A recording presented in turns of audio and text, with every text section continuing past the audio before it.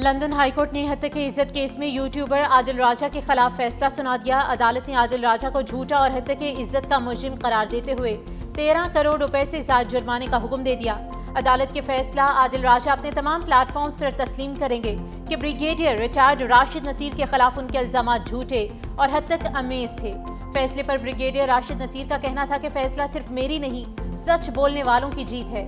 YouTuber Adil राजा को brigadier retired Rashid Naseer को 50,000 pound हर्जाना, जबकि अदालती अखराजात की मद में तकरीबन 3 लाख पाउंड अदा करने होंगे।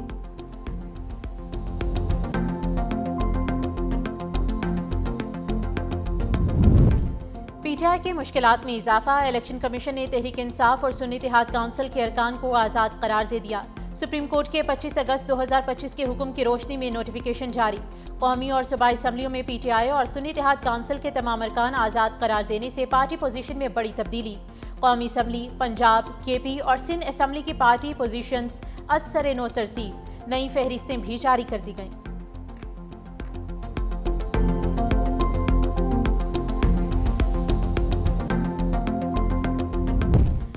इसराइली हिरासत से रिहाई के बाद साबिक सेनेटर मुश्ताक अहमद वतन वापस पहुंच गए। इस्लामाबाद एयरपोर्ट पर पुरतपाक इस्तकबाल किया गया। साबिक सेनेटर मुश्ताक अहमद को गुज़िश्ता हफ्ते सिहूनी फोर्सेज ने गैर कानूनी तौर पर हिरासत में लिया था। वो फ़लस्तीनियों की इमदाद के लिए जाने वाले काफिले ग्लोब स्मूथ फ्लोटिला का हिस्सा थे।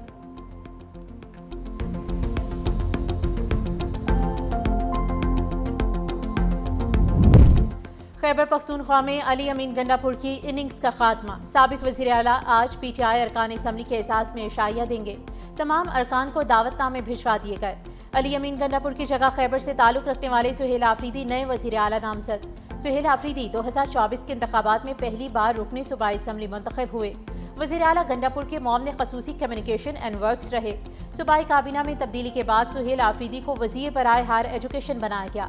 अरसा दराज तक इंसाफ स्टूडेंट्स फेडरेशन केपी के सदर भी रहे। सुहेल आफरीदी पीटीआई की मरकजी एग्जीक्यूटिव कमेटी के रुकन भी हैं। अली अमीन गंडापुर का सुहेल आफरीदी की भरपूर हिमायत का ऐलान।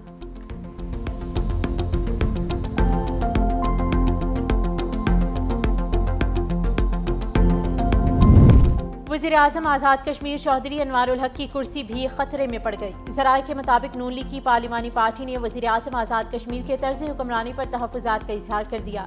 राना सनाउल्लाह की सदारत में होने वाले इजलास के दौरान लीगी अरकान ने चौधरी अनवारुल हक के साथ मज़ीद चलने से माजरत कर ली, जबकि नून लीग के 9 अरकान पीपल्स पार्टी को वोट देने और अपोजिशन में बैठने के हामी हैं।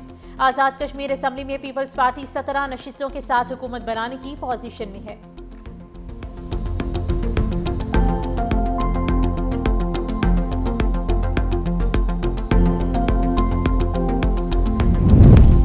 पाकिस्तान और IMF में दूसरे शशमाही इक्तिसादी जायजा मुज़ाकरात मुकम्मल। स्टाफ लेवल मुआहिदा ना हो सका।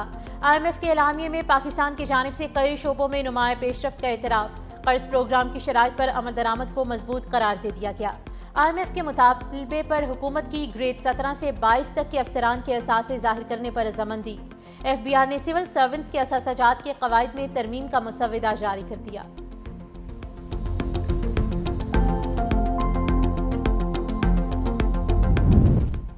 सीनियर वज़ीर सिंध शर्जील इनाम मेमन से कराची में बरतानवी डेप्टी हाई कमिश्नर लॉन्स डॉम की मुलाकात। सूबे की तवानाई पॉलिसी, जारी मंसूबों और बैनुल अक़वामी शराकतदारियों पर तफसीली तबादला ख्याल।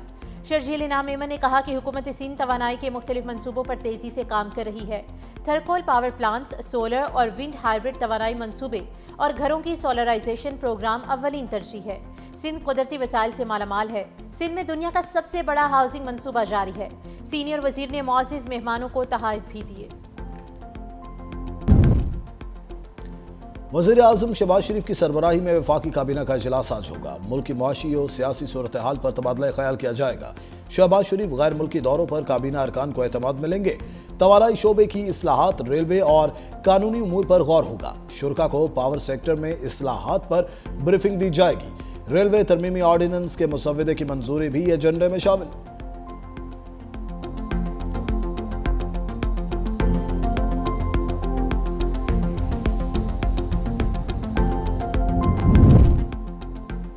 छब्बीसवीं आईनी तरमीम के खिलाफ दरखास्तों पर सुप्रीम कोर्ट में समाअत। सुप्रीम कोर्ट के आईनी बेंच के सरबराह जस्टिस अमीनुद्दीन खान की सरबराही में 8 रुकनी बेंच समाअत में मसरूफ। वकील हामिद खान ने अपने दलाइल मुकम्मल कर लिए।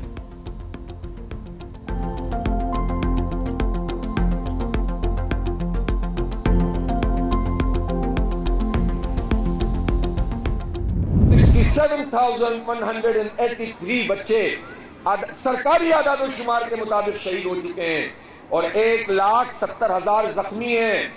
और कितने हैं जो मलबे के ढेर तले हैं। 2 साल मुसलसल बमबारी की है, बच्चों को टारगेट करके शहीद किया है कि ताकि हमारी नस्ल खत्म हो जाए। दुनिया ने इसराइल को लगाम नहीं दी तो यह सिलसिला फिर रुकेगा नहीं। जमात इस्लामी के ज़रिए तमाम रावलपिंडी में अक्सा मिलियन मार्च, बच्चों की भी बड़ी तादाद में शिरकत।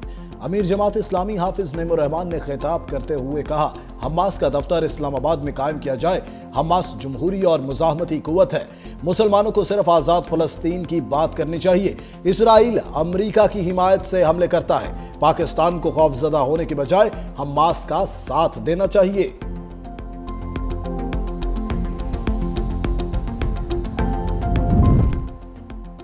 शोबा सेहत में इस्लाहात पर काम कर रहे हैं। कराची समेत सिंध भर में तरक्याती काम जारी हैं। वज़ीर आला सिंध मुराद अली शाह का तकरीब से खिताब, कहा तरक्की के लिए निजी शोबे का फ़ाल होना अहम है। निजी शोबा मुआशी तरक्की में मुस्बत किरदार अदा कर सकता है। सिंध के आवाम को सेहत की बेहतरीन सहूलियात फ्राहम करेंगे।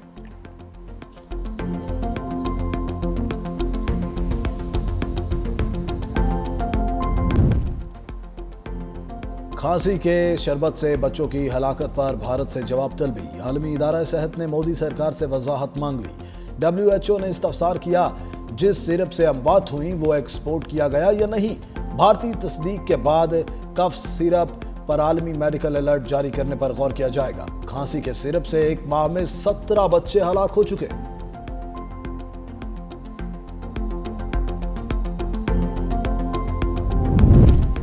बांग्लादेश का चीन से 20 J-10C तैयारे खरीदने का फैसला। बांग्लादेशी मीडिया का कहना है तैयारों की खरीदारी के मुआहिदे की मालियत $2 अरब 20 करोड़ होगी। तैयारों की खरीदारी, पायलट्स की तरबियत, तैयारों की देखभाल भी मुआहिदे का हिस्सा। हुकाम का कहना है तैयारों की खरीदारी गवर्नमेंट टू गवर्नमेंट मुआहिदे के तहत 2027 तक मुकम्मल किए जाने का इम्कान है।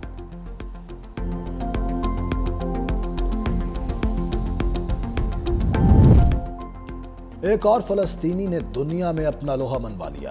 फलस्तीनी नयाद अमरीकी साइंसदान उमर यागी को जापान और ऑस्ट्रेलिया के साइंसदानों के हमरा केमिस्ट्री के शोबे में नोबेल इनाम से नवाज दिया गया।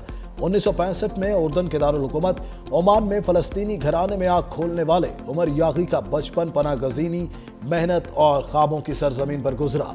इब्तदाई तालीम उर्दन में हासिल की, फिर आला तालीम के लिए अमरीका का रुख किया। उमर यागी के ईजाद करदा मेटल ऑर्गेनिक फ्रेमवर्क से केमिस्ट्री के शोबे में इनकलाब बर्पा हो गया।